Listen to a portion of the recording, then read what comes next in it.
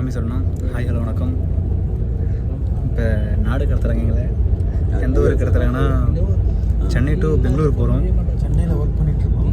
பெங்களூருக்கு ஏதோ ரொம்ப அர்ஜென்ட் ஒர்க் போகிறாங்க. நாங்கள் தான் போய் அதை கட்டி நிறுத்துவோமா? 1% கூட எங்களுக்கு விருப்பம் இல்லை.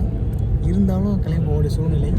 நாங்கள் தான் சின்ன பசங்க மாட்டணும்னு பார்த்தா 60 வயசுல வச்சு கொண்டு மாட்டிட்டாங்க. அவரை ஃப்ரேமில் காட்டுறாங்க.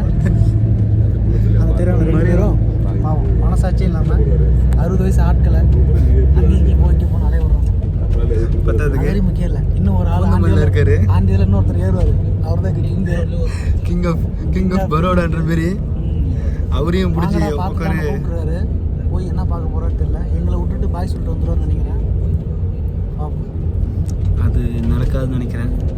தலைவரே கூப்பிட்ருக்காங்கன்னா தலைவர் போய் எப்படியாவது எங்கள் ஆப்பு வச்சு அவரும் வந்துடுவார். அவர் கூட எங்களையும் கண் அம்சம் போட்டு போதும் நாங்களும் கிளம்பி வந்துடுவோம். பஸ் ஸ்டாண்டு வர வரைக்கும் அவ்வளோ ஆதங்கத்தில் இருந்தோம். ஆனால் அந்த பஸ்ஸை பார்த்த உடனே கொஞ்சம் அந்த வியூ அது ஆனடா டக்குன்னு டபுள் டேப் பண்ண பேக் ஆன வரதுக்கு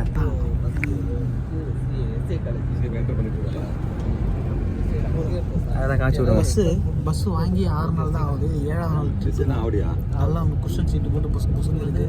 ஓசிலே தான் போகிறோம். Company bus. நாங்கள் மொத்தம் சைட்டில் வேலைன்னா கூட கிளீனராக எதுக்கு வேலை செஞ்சால் கூட ஒரு ட்ரிப்புக்கு ஒரு பொண்ணுனா கூட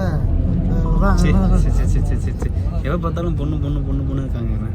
என்ன பண்ணி திருத்தி வைங்க. யாரும்